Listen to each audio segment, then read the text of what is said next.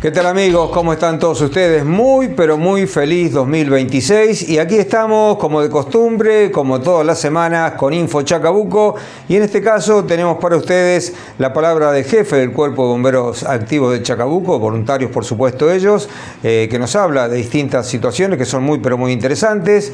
Esteban Chipolone, de él se trata. También estuvimos con un joven historiador, Facundo Ayala, que presentó una tesis muy interesante sobre parte de la historia de Chacabuco y fuimos a dialogar con dos veterinarios de nuestra ciudad, una porque el más grande ya lleva bastantes años de trayectoria y también una joven que nos hace recomendaciones, sobre todo para esta época estival, de cómo tratar a los animales. Y como les decía, estuvimos, mejor dicho, con Esteban Chipolone, el jefe del Cuerpo de Bomberos Activos de la ciudad de Chacabuco, y le hicimos varias preguntas, entre ellas, bueno, nuevas unidades que se incorporaron al grupo, también por qué esa voluntad de ser bombero y otras situaciones que nos comenta sobre lo que ocurre en este cuartel aquí en la ciudad de Chacabuco. Aquí está, primera parte de la nota con Esteban Chipolone.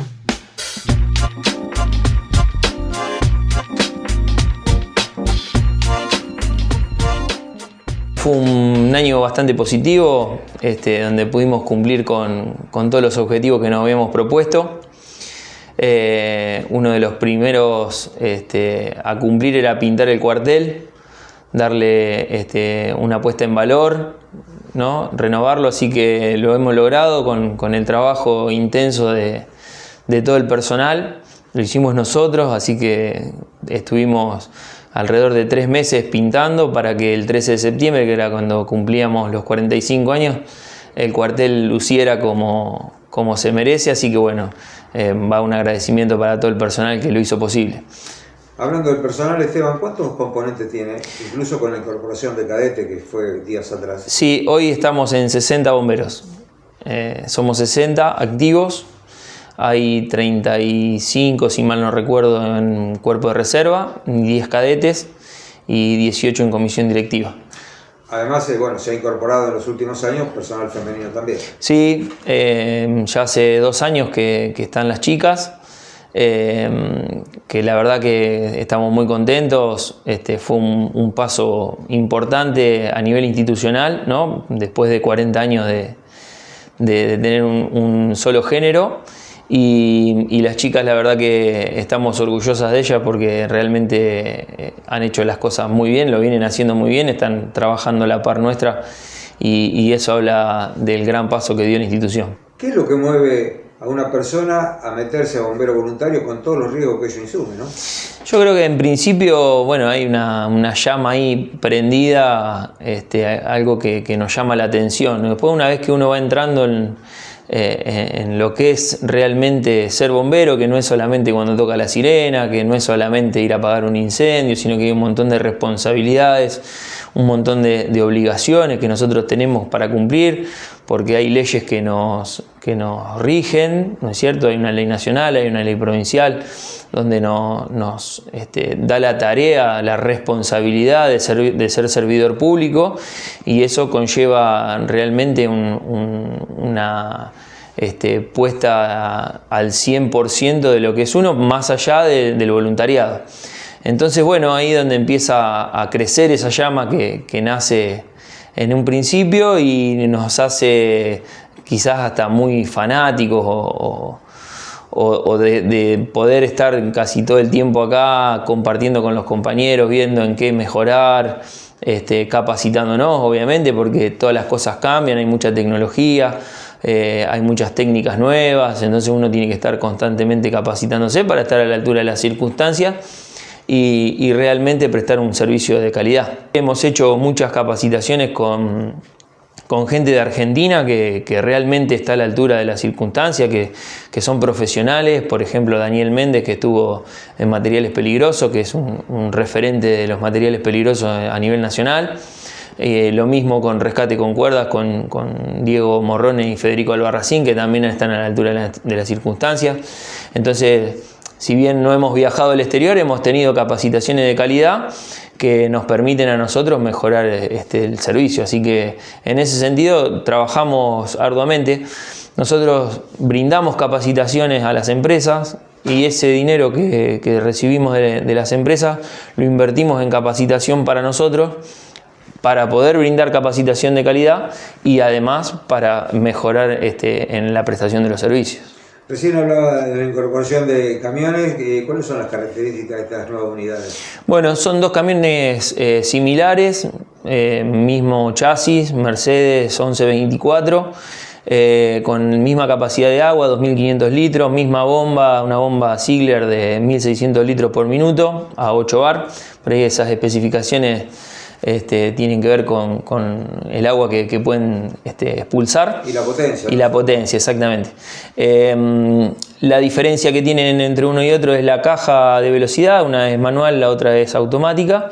Y el caja automática tiene un sistema aparte con una motobomba que está incorporada al camión, lo cual le da agua a unos rociadores que tiene en el frente y algunas salidas de mangueras que tiene en la parte posterior, que se utilizan para los incendios forestales, donde el camión en movimiento puede ir extinguiendo el incendio y quizá algún personal con algún tramo de línea un poco más corto, sin necesidad de caminar al lado del camión, puede ir enfriando la zona que se está quemando. Así que esas son más o menos las características. La idea es equiparlo de la misma forma, cosa que nos permita a nosotros poder hacer algún recambio o a través de la estadística poder decir, bueno, trabajó tanto tiempo, le vamos a dar un descanso, ponemos el otro camión, para no desgastar a uno solo y poder ir haciéndole los mantenimientos que se necesitan. ¿Cuál es la cantidad que hay de unidades dispuestas para salir a trabajar en este momento?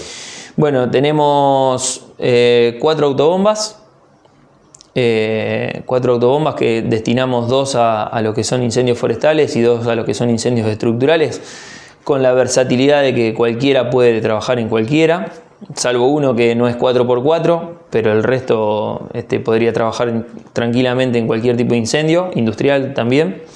Nos estamos preparando un poco para eso.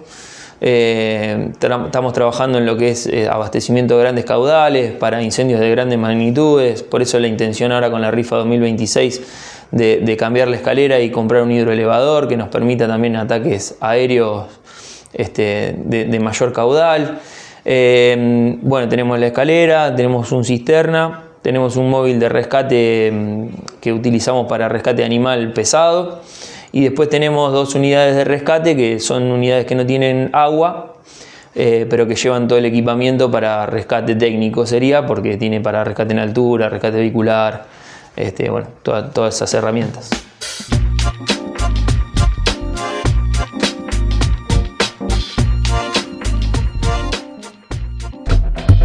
Farmacia Sindical, un servicio más del Centro Empleados de Comercio de Chacabuco. Atención a afiliados de PAMI y otras obras sociales. Perfumería y cosmética. Avenida Garay 628, 2352 55 30 44. Farmacia Sindical, un servicio más del Sindicato Empleados de Comercio de Chacabuco.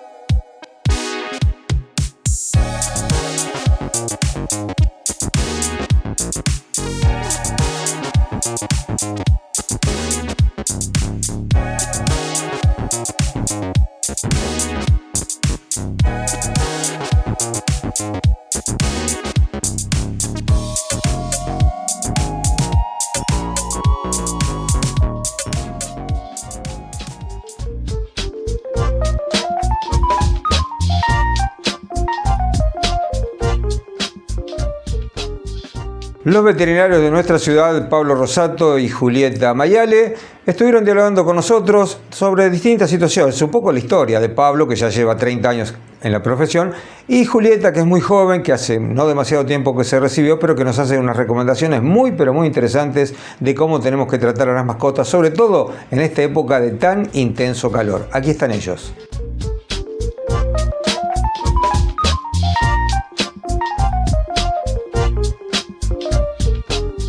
Este año, en el 2026, voy a llevar 30 años de recibido. ¿Por qué veterinario, Pablo? Veterinario, siempre me gustaron el tema de los animales. Yo creo que de chiquito Bueno, algunas veces lo hemos comentado con vos. Mi papá y mi tío eran de tener muchos pájaros, me gustó el tema de las aves. Siempre fuimos de tener animales en casa. Después ya cuando estudié el secundario terminé siendo el agrónomo acá en Chacabuco. Y bueno, ya eso como que definió el futuro. Y bueno, estaba entre veterinaria y agronomía, ingeniero agrónomo, y bueno, por suerte elegí veterinaria. Una profesión que aparte está muy romantizada, sobre todo los chicos. De pronto los chicos chiquitos casi todos quieren ser veterinarios, después la vida los va llevando por otro. Sí, no, pero tiene mucho que ver cómo cambió los últimos años todo el tema de la clínica de animales. O sea, antes el perro, yo siempre comento eso, el perro en las ciudades como Chacabuco, que eran pueblos grandes, el perro seguía siendo el perro, no compartía esa vida ni tenía ese trato como se tiene ahora. En los últimos 20 años ha cambiado tremendamente, ya el perro pasó a ser parte de la familia y bueno, cambió mucho la medicina, el trato y cómo los chicos hoy ven a las mascotas. Abriste este nuevo negocio, realmente está muy bonito, te felicitamos. Sí, la verdad que bueno, aquí haces todas las prestaciones, cirugía, todo completo. Todo, lo que sea de mascotas, todo, sí. Y lo que no, bueno, obviamente que hay algunas especialidades que no las podemos realizar, análisis de laboratorio, algunos diagnósticos por imagen, eso, pero se deriva a los colegas que tenemos muy buena relación entre los chicos, entre los veterinarios de Chacabuco, entonces eso se deriva. O sea, el servicio que se presta es completo en todos, o sea, hablando de todos los colegas, siempre lo que no se puede hacer uno se deriva, pero sí. Lo que es la parte clínica general lo hacemos acá. En esta época, la mayor casuística que podemos tener, y hay que tener mucho cuidado porque es una emergencia, es el golpe de calor, ¿sí? En los animales ocurre cuando pierden los mecanismos de termorregulación corporal y ya la temperatura pasa de más de 39, o sea, la temperatura normal de los animales va de 38 a 39.2 más o menos. Cuando se exceden estos mecanismos de regulación ya empieza a rondar por ahí los 40, 41 grados y es una emergencia, o sea, de vida. Tenemos que tener en cuenta muchos factores, sobre todo los animales que están más en riesgo, que por ahí son los animales gerontes, o sea, los más viejitos, tanto perros como gatos, animales que tienen sobrepeso, cachorritos. Y lo más importante entonces en esta época, sobre todo ahora estos días de ola de calor, es cuidarlos, de no sacarlos a pasear por ahí en horarios donde está la temperatura tan alta, la sensación térmica, que tengan agua y sombra a disposición. ¿Sí? Por ahí tienden a comer menos en esta época y eso es esperable, porque, o sea, por la temperatura dejan de comer un poco. Y bueno, también cuidar el tema del manto, ¿viste? En algunos pelos de razas de pelo largo es importante que lo tengan porque los aísla del calor. Y lo que tenemos que prestar atención es a los signos clínicos que puede presentar el animal si se desarrolla este golpe de calor. En este caso, bueno, el animal va a empezar a tener jadeos, ¿sí? Va a tener dificultad respiratoria, decaimiento, vómitos, letárgico, o sea, está como lento, no reacciona.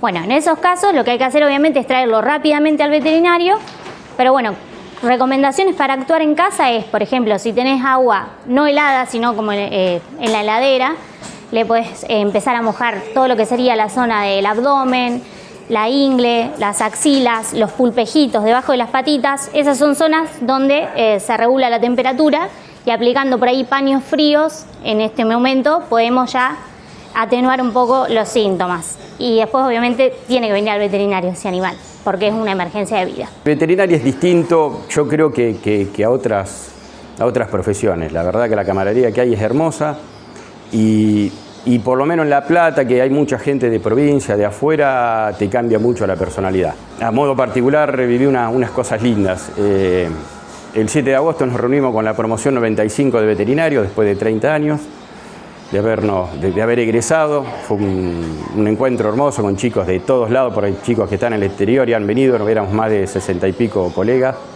La verdad que fue algo muy hermoso. Después otra cosa a nivel personal, mi hija también que está estudiando veterinaria en La Plata, este año promocionó, o sea, terminó de cursar, en realidad le falta un semestre, pero es promoción 2025, así que 30 años de haber vivido lo que yo viví lo estamos repitiendo con la nena. Y nada, y alegre de haber podido empezar este nuevo proyecto acá y bueno, este año cumplimos 19 años en este local Yo del año 2000 que estoy en Chacabuco. Y bueno, la dirección Mendoza 226. Y el celular de característica de Junín 2364 50 29 51. Los horarios varían un poquito, depende de la época del año, pero normalmente de 9 a 12 y de 4 o 5 de la tarde a 8, 8 y media de la noche.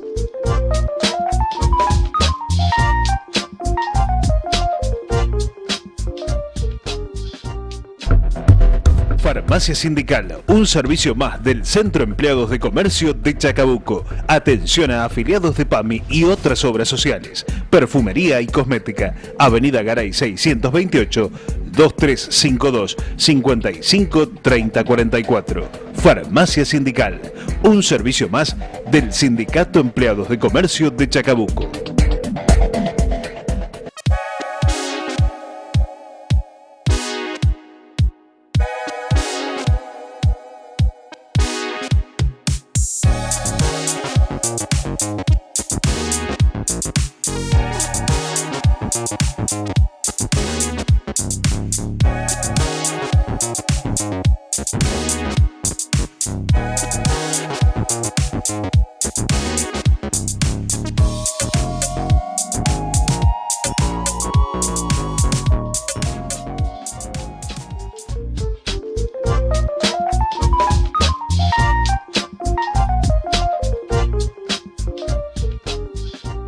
Facundo Ayala es un joven de nuestra ciudad enamorado de la historia y por eso estudió precisamente eso. Ya se recibió de profesor y en la tesis que presentó para graduarse habló de un periodo de la historia de Chacabuco. Nos cuenta un poco cómo fue esa etapa de estudios y también de lo que dice la tesis hablando de la historia geopolítica de nuestra ciudad.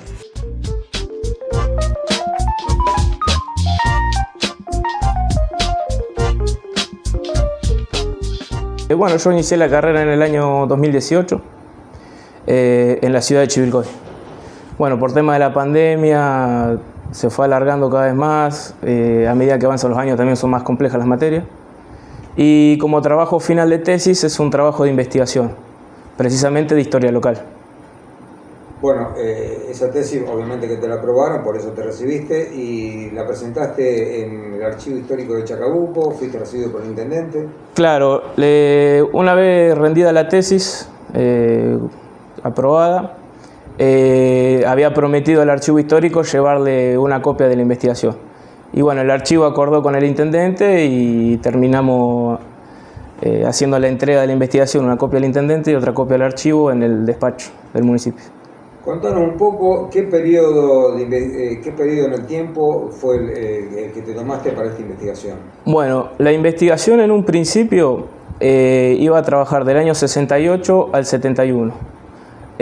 A medida que iba avanzando la investigación, el tiempo se fue modificando, lo fui modificando y fui precisando más al origen de los procesos y tomé del año 66 al 68. Un proceso donde bueno, estaba bastante convulsionado el país. Sí, el inicio en el año 66 coincide con el golpe de Estado de Onganía. En el momento estaba de intendente Antonio Ponce de León y va a tomar el poder Francisco Siracusano. El proceso que se da en Chacabuco, más precisamente, son dos. La investigación se basa en la historia política económica de la ciudad.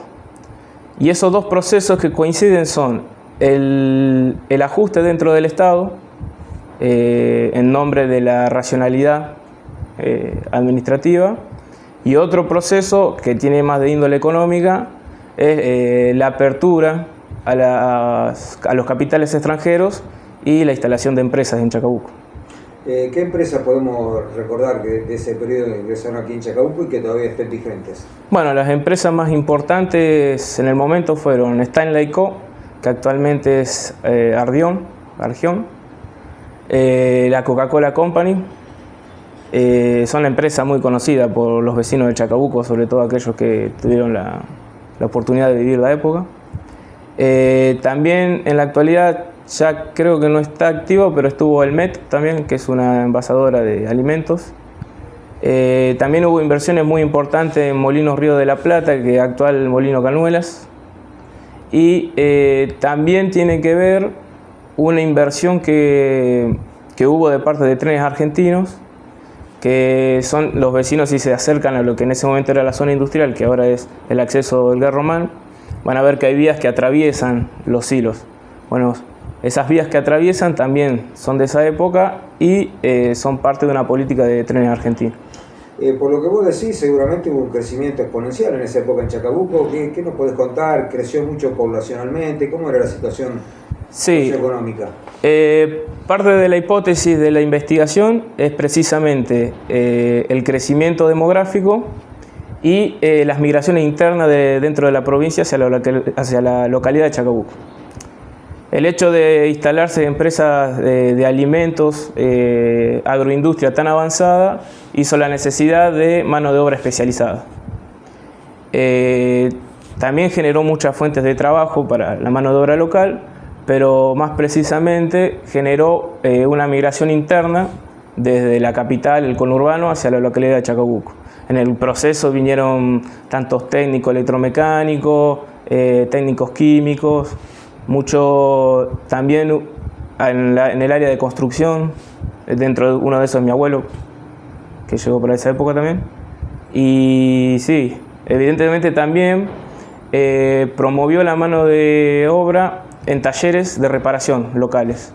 Aquellos talleres que se dedicaban al bobinado, a la metalúrgica, la tornería, empezaron a aumentar mucho más los pedidos de trabajo por el simple hecho de tener que reparar las máquinas o tener que construir alguna adaptación. Obviamente que bueno, fue realmente un aliciente muy pero muy importante para Chacabuco. También en esa época hubo un crecimiento bastante notable en lo que eran los hornos de ladrillo, ¿no? Ahí fue cuando comenzó la tradición de que el ladrillo de Chacabuco era muy bueno, Facundo. La tradición de que los hornos de ladrillo, que los ladrillos de Chacabuco son muy buenos, es anterior. O sea, es un proceso que inició mucho antes. Te diría que en el año 50 y pico, porque tiene que ver con el aumento de la obra pública. Un aumento de la obra pública generó un aumento en la demanda de ladrillo, lo cual hizo que acá se llegaran a ver, creo que aproximadamente 500 hornos de ladrillo. Y bueno, la calidad del ladrillo también hace. También hay otro mito muy interesante, que las fuentes de los diarios lo desmienten, pero está muy arraigado en la cultura de los vecinos. Que urbana, digamos. Claro, sí, que la Coca-Cola vino por la calidad del agua. Si bien la calidad del agua de Chacabuco era muy buena, los químicos dicen que no es solo por el agua, digamos, porque el agua, para formar parte de un alimento, atraviesa un proceso químico, es depurada, entonces no es tan así. La accesibilidad y la buena calidad de la materia prima, en su caso debe ser el maíz. Y bueno, el mismo proceso de la fructuosa y todo el parte de la industria, los derivados del maíz, también ayudaron a la instalación de la Coca-Cola.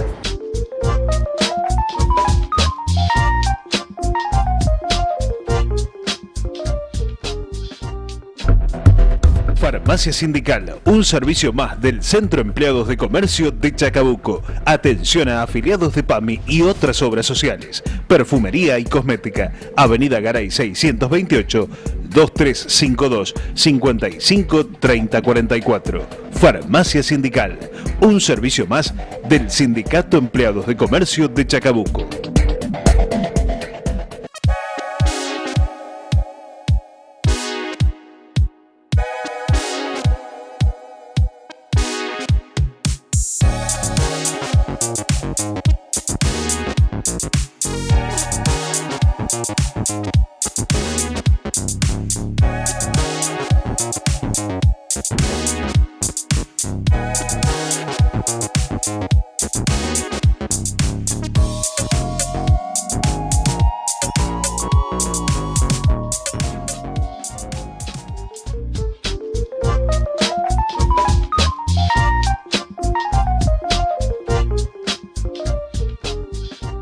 En la última parte de nuestro programa estamos con la segunda parte de la nota con Esteban Chipolone, el jefe de bomberos de nuestra ciudad, que nos habla de muchas recomendaciones muy pero muy interesantes a tener en cuenta y también de la futura rifa, que es más o menos lo que hace el sostenimiento de la entidad. Aquí está.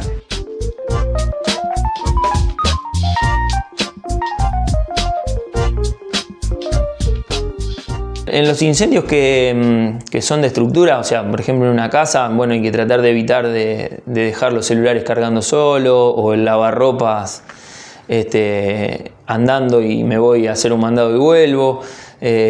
Los aires acondicionados hoy con las temperaturas que están haciendo son complejos, porque si la instalación eléctrica no está acorde, tienen mucho consumo. Si tienen cables finos, es muy probable que esos cables calienten y derritan, y si la instalación no tiene una llave térmica, claro, es probable que eso genere incendios. Y en invierno, bueno, las estufas, el secado de la ropa en los calefactores, toda esa cuestión que son importantes y que hemos tenido siniestros por esas cuestiones.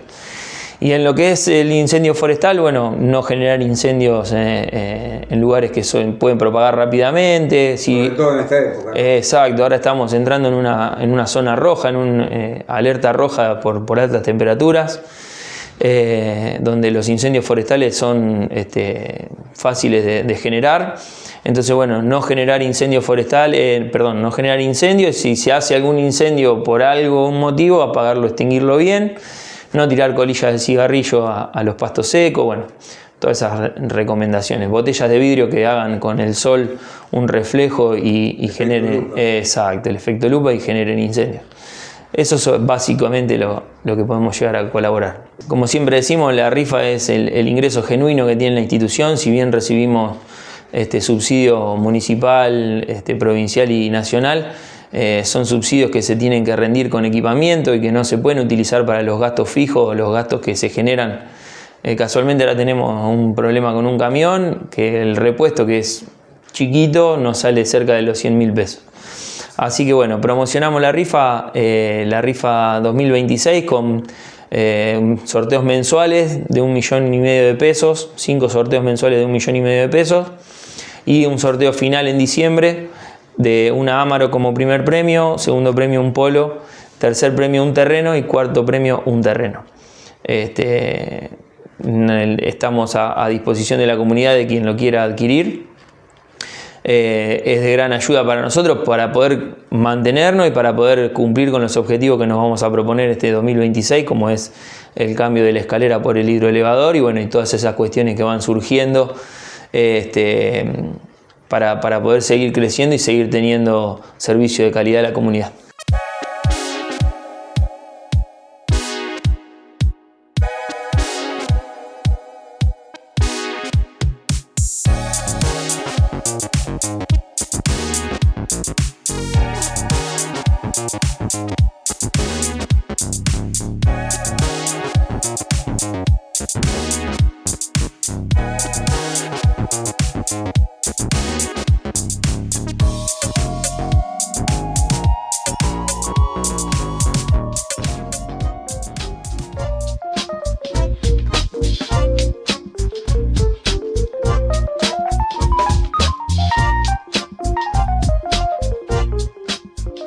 Y de esta manera vamos llegando al final de este primer programa del año. Les reiteramos el deseo de muchísima felicidad para el corriente. Los invitamos a ver todo lo que aquí estuvimos publicando en InfoCrear y por supuesto nos reencontramos el próximo jueves y en nuestras reiteraciones. Como de costumbre, muchísimas gracias y hasta entonces.